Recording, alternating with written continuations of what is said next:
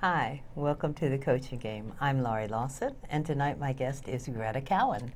Hi, Greta. Hi, Laurie. We're going to give a shout out to Tamara Hamilton because she put us together, and I would encourage all coaches to do that. If you know someone that you think might be compatible with another coach, Tamara turned out to be absolutely right because Greta and I have so much in common, including points of view.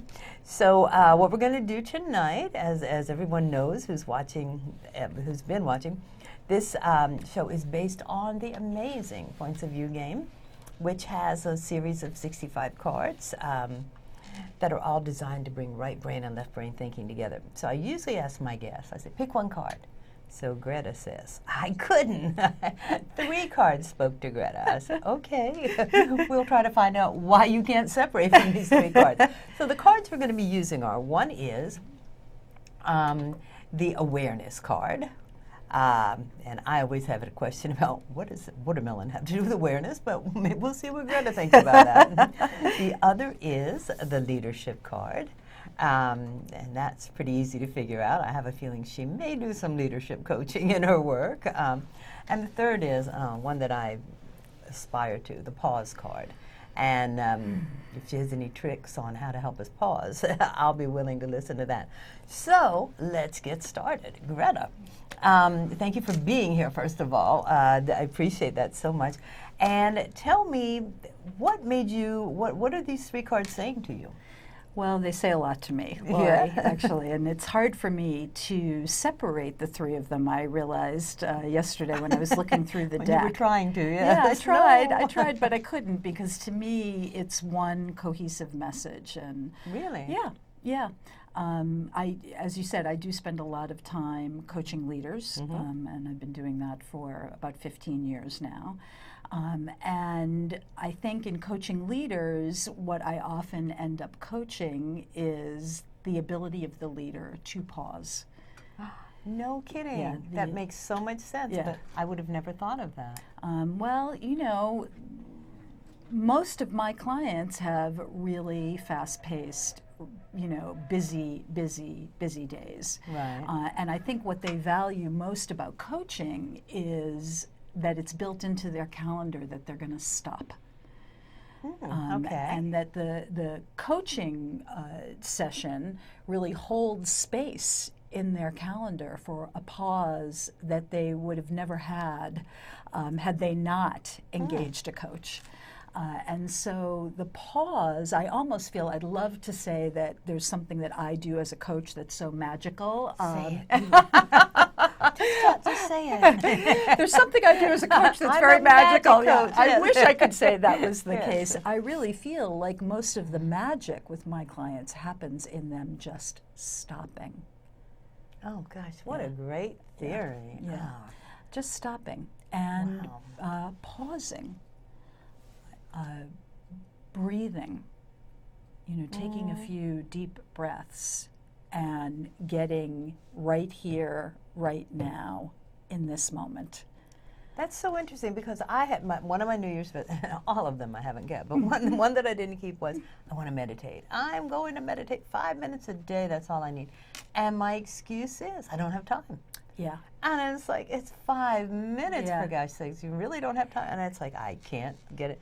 But now I hear you saying that it's an asset to whatever you're doing. Absolutely. And, I would say one trick you could do is, and I do this with most of my clients, is I start a session with a pause practice.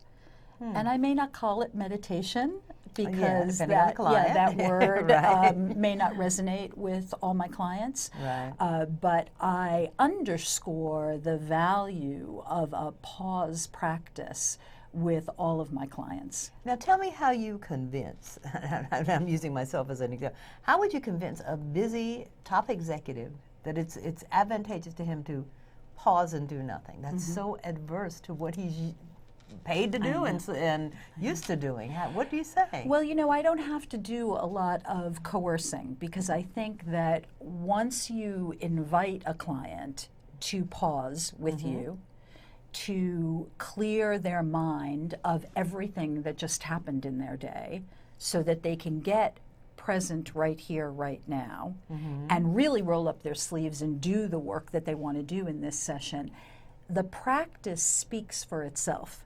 So I don't really have to sell that to clients. Once they've tasted it. Yeah, once I invite them, come, we're going to experiment, we're going to pause before we start. We're going to take a few minutes to just take some deep, calming, centering breaths. I might ask a client at the end of the pause practice to think about their intention for our time together, and really focus on what they want to accomplish in this meeting. And 99.9% of the time, clients report to me, wow, I feel so much more focused, and Wow. I am clear on what I want to get done. And I really hope my clients get addicted to that pause, and that they want to use that practice over and over again throughout their day. That's so interesting. Because I had a face-to-face client just yesterday, and we had a grueling session where we made a lot of decisions.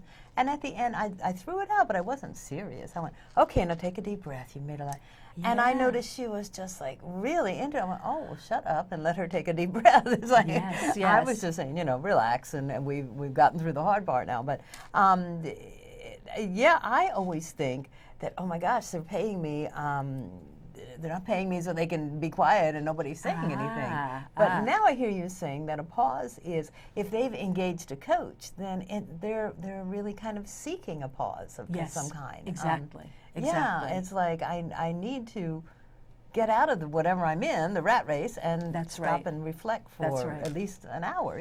Something absolutely. like that. Yeah, I often think of the pause.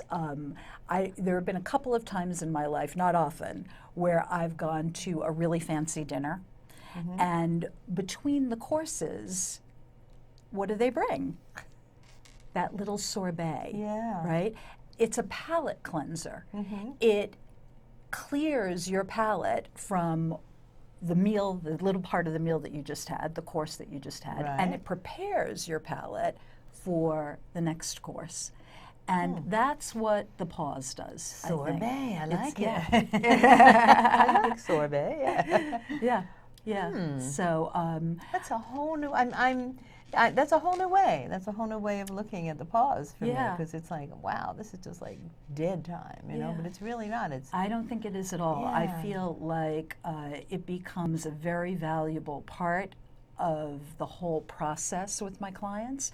And if I've had clients, I'm in a rush, I space out the ritual, and I'll roll up my sleeves and just start diving in and working, and they'll say, wait a minute, what happened? What happened to the pause? You have well-trained clients. That's right. I missed that. So I love that my clients are getting addicted to pause, and that they're using it in very surprising ways, not just in sessions with me, but also sprinkled throughout their day at work and their lives. Really? Yeah. Wow. Yeah. So that has great meaning for me, as far as for many people. And I have to tell you, when the person who introduced me to Points of View first came, she said, let's do a workshop. And I go, okay. And we're putting it together. And she goes, okay, there's a 10-minute pause. And I go, this is New York City. You can't pause for 10 minutes. So we compromised. And she won the pause part. I won the time factor. It was like a 5-minute pause. I'm going, you can't do 10 minutes in New York City. Then nobody will stand for that. She goes, all right, but you know what? I think I'm starting to see the value, which is I'm amazed. Yeah, it's really it's something that I rely on a lot, and it helps me as a coach too. Right. I'm running just as hard as they are. Yes. And so for me to have a few moments at the beginning of a session to take a few deep breaths, calm myself down, remind myself where I am and who I'm with. And, it helps me too set my own intention as a coach. Now, do you guide them through it, or do you just say, let's take the next 60 seconds? At the beginning of an engagement, I'll do more guiding and talk people through the pause practice. But once we've done it a few times, I may just throw in a couple of prompts and then say, we're just going to be quiet for a few moments, and I'll let you know when we'll come back to the meeting. Yeah, I do it on Skype with clients. Really? I do it on the phone with clients. Yeah, I do it. So it's a ritual. It's a It part really of your, is part of my session. ritual. Yeah. I think I'm sold. I'm amazed, but Yeah. I think I'm sold. Yeah. I could not figure. I never can figure out how the cards will come together, but it's they do, and I trust them. Pausing. Okay. Yeah. Okay. I like that. If it becomes, well, no, I think I hear what you're saying. I was going to say, if it becomes a daily thing that you have to do, is that just another grudge, or grind, and it's part of the grind. But I think what you're saying is people are getting addicted to it. It's like, oh, They this need was it. really They nice. crave it, right? Yeah, this was very nice. Yeah, I don't know how, the other card that I chose was leadership, and I don't know how you lead well if you can't pause. I don't know how you can make good decisions if you can't slow down and be thoughtful and considerate. Right. And so I think that a lot of bad leadership comes out of the inability to slow down, take a few deep breaths, take a look at what's going on around you. That's where the awareness card comes in. Okay. Right? And so to me, these three concepts, pause, awareness, leadership, are all inextricably tied together. Well, I would think I can see where the leadership, you can't have one without the other two. From the theory that you're using. Yeah, I guess I can see the benefit. Define for me leadership. What is leadership?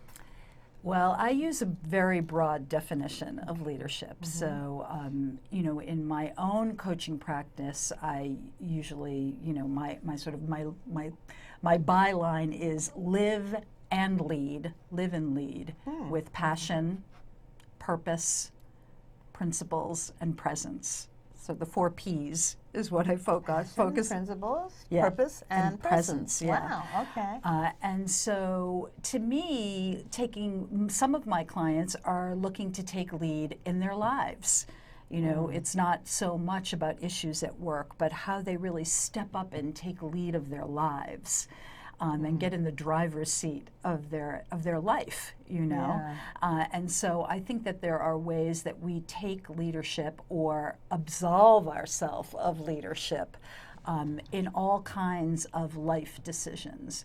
And then some of my clients are really leaders. They're managing teams. They're CEOs and presidents of companies and corporations.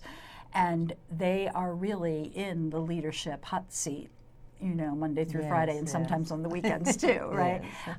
And so to me, I think leadership is an act of courage. I think anytime you step out and put a stake in the ground and say, I want to go there, and I want you to come with me. Come right? help me, Yeah. come with me. I Yeah. think that's leadership. And I do think it's an act of courage. I also think that many of my clients, Shakespeare said some are born leaders and some have leadership thrust upon them. Yes. And I think most of my clients have had leadership thrust upon them. They probably never imagined themselves in leadership roles. Really? Yeah. Oh, for sure. Most of my clients, I think they considered themselves deep subject matter experts. They were really good at something, and getting really good at something kind of started to propel them up the ladder, and suddenly they found themselves as leaders and having to engage and inspire and motivate others, and have a juicy picture of the future that they want to, have Right. folks, come with them. And that's challenging. That's challenging work, I think. When you think about it, I think you're probably right. I think talented people get more done or more noticed, and then they are just continue to be promoted, and become leaders. but nobody really teaches them how to be leaders No. unless it's a very progressive company Right. or Right. whatever organization. Right. And that's not always the case. So I can see where very talented people would be going, what am I doing? Exactly, You know? exactly. Yeah. Lost in the world of leadership and often getting very vague feedback from their organizations about what it is they actually need to do differently or Right. the skills. Make it work. Yeah, yeah. Make you it know. work. Yeah. So working with leaders around concrete skills that they can use to engage others more and inspire and motivate others. You know, I think leaders are relieved when somebody gives them some brass tacks tools to work with. Yeah. Right, yeah. And so that's, I think, a great deal of what leaders are looking for out of a coach. Right. Yeah. Well, I love what you said with your tagline, like live and lead. What I hear you saying is like lead with integrity. I mean, lead with your core values intact. Absolutely. You know, and that's got to be Absolutely. hard. I know that was one of the reasons I opted out of the corporate world, you know, many years ago. It's like, I don't like some of the things I'm doing. I'm very good at it, but I don't like what I'm doing. Yes. And it just really didn't go with who I wanted to be. Yes. And that's a hard one. So how do you get, if someone is in that situation, how and they've got to play by company rules, that must be the tightrope that they walk, right? Yes, yes. Yeah. So I work with leaders a lot in bringing awareness into Watermelon. Yeah, that watermelon. Bring that watermelon. That's the key. The watermelon. Bring the watermelon. You know, to bring awareness into the places where their values and the company's values overlap.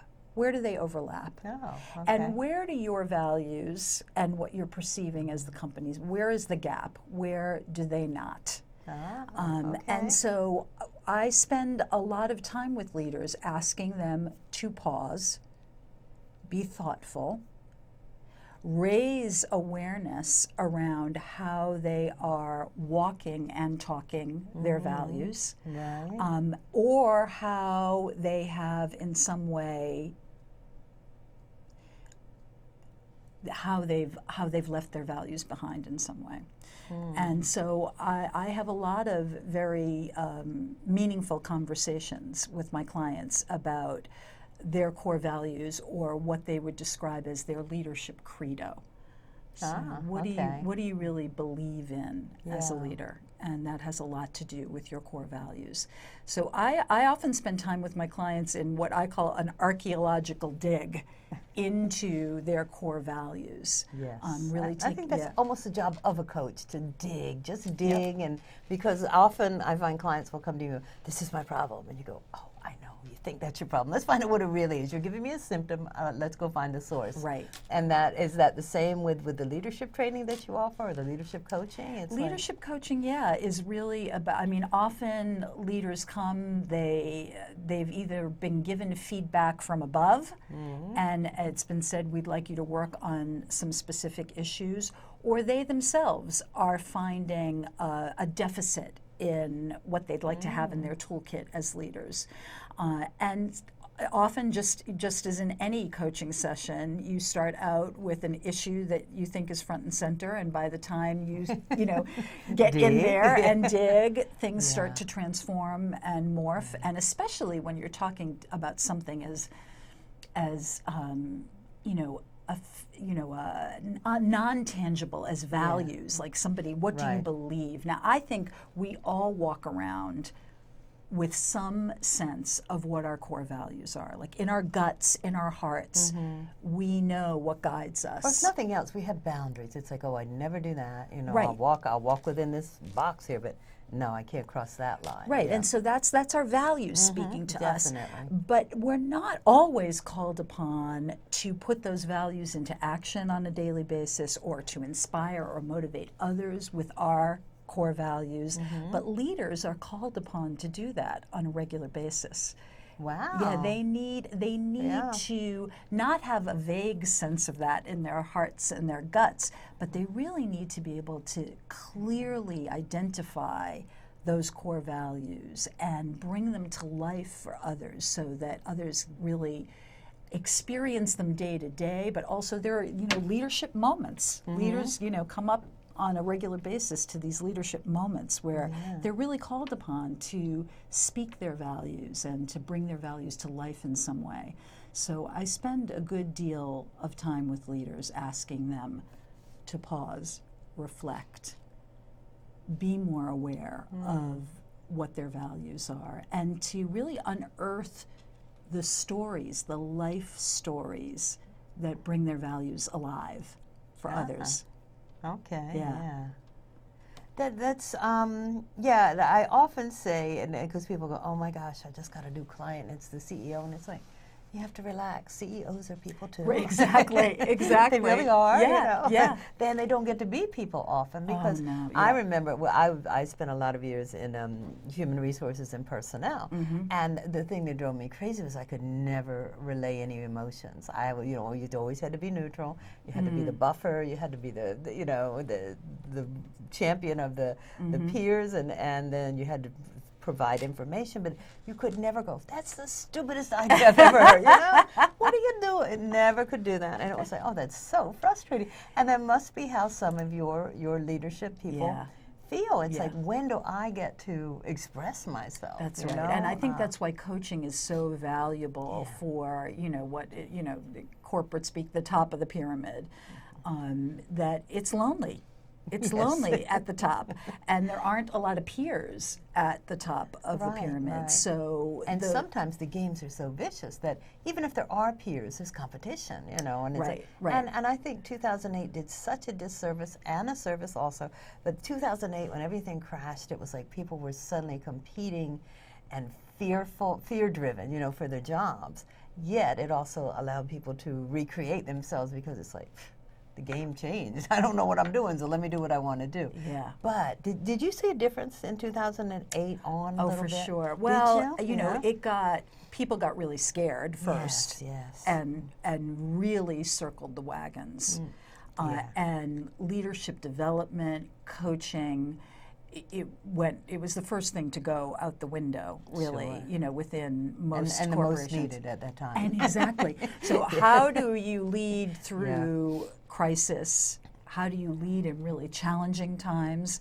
That's when you need people helping you. Yes, definitely. But most people really circled the wagons at first, and then tentatively began to peek out. From the circle, and realized fairly quickly early on that if we stop developing the people that we have, and if we're not retaining the great talent that we have right now and investing in them, then when the economy starts to shift and we go back into high gear, we're going to be in trouble. So most people were able to be forward-thinking and get back on track with their coaching and development of their leaders, fairly soon on in the game. And I think you're right. I think, in the beginning, in 2008, it was like they were just cutting costs and cutting people.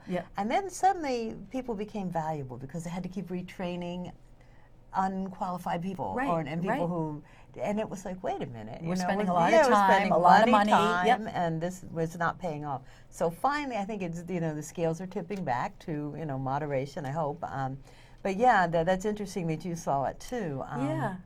Because it was a scary time. It was a scary time all around, especially here in New York. I think we were really hard hit. And it was a scary time, but I think that in general what I'm seeing is that there's a shift inside corporations that they're seeing coaching as a perk. Years ago it was like an act. It was remedial. We've got somebody in trouble. Punish you. Or, see that coach. If you don't make it, I don't know what that means. You're almost out the door, right? So years ago, I had more and more clients who were in that boat. This is the last step for me. Right. That was it. You're right. It was the last resort. And that's so not the way. And it's not coaching, but it's not what I'm seeing now. I think there's so much refreshing to know absolutely. I think that coaching is seen as a perk in most places. It's seen more and more organizations I would call coaching cultures. You know, they good. really understand what coaching does, and they're not only hiring people externally, but they're creating a coaching culture inside their organization. So I think coaching and leadership are a much stronger connection now than they've ever been. Oh, that is really encouraging for us to hear. Yeah, me too. Yeah, For me too. Yeah, absolutely. Yeah, I think we realized, that things were going awry, and that we offered what services were needed That's at right. the time. That's right. And now it's like we can kind of get back to the core of coaching, I hope, where you can actually help people expand That's and right. express and That's do right. all of that. So Yeah. that's and maybe we needed to go through that. I know that a lot of people got into reinvention at that time. It was like, okay, well, I played the game and I really didn't like who I was, so now I'm going to play the game on my rules, my Yep. turf. And Yep. Oh, I saw a lot more right? of those clients. Yeah, I you did know, too. over On an those individual years. basis, yeah. For sure, Yeah. and that's exciting too. I think it shook everything up in, it was a disruptor, right? Yes, It was really, yes. a disruption. And so there were a lot of people who came to me at that time, I'm looking to completely reinvent myself. And so, Yeah. and that's exciting, It it is. is really exciting to work with people in that Yes, my place. favorite kind of client, Yeah, right? definitely. But we have like less than 2 minutes left. Oh, you're kidding me. I know. I know. So you're doing some innovative things. I know you have a thing that goes on like for a year, and Yep. tell people about that. Well, one of the ways I like to work with people is over time, and I also really love working in groups, small okay. groups. Right. And last year, I had the opportunity to connect with another coach here in Manhattan, Jane Gumpel, and we do these leadership forums. Leaders commit to a year in the group. We meet once a month for 6 hours. We take a really deep dive into the leadership issues on the table for our members. And it's an ongoing facilitated peer forum. Wow. And So it's it's for really coaches. powerful. It's for No, coaches. it's for leaders. Oh, for Yeah, leaders. it's for Okay. leaders. And It's- you and Jane are the coaches. Yeah, we Gotcha. co-coach and co-facilitate the group. And it's ongoing, so part of the juice of the group is the peers that these leaders meet around the table and develop relationships with over time. That's very innovative. It's fun. And like you said, courageous to get a bunch of leaders in a room where you can go to town and really talk about the true issues. Yeah. Well, fantastic. I'm just amazed that you managed to pull these 3 cards together Well, for me. I love them. And now I don't see how leadership could exist without either of that. So all I can do is, we have no time left, is thank you so much for being on the show. And Thank you, Laurie. welcome you back, because we could talk and talk and talk. Thanks, Greta. Absolutely. Thanks, Laurie.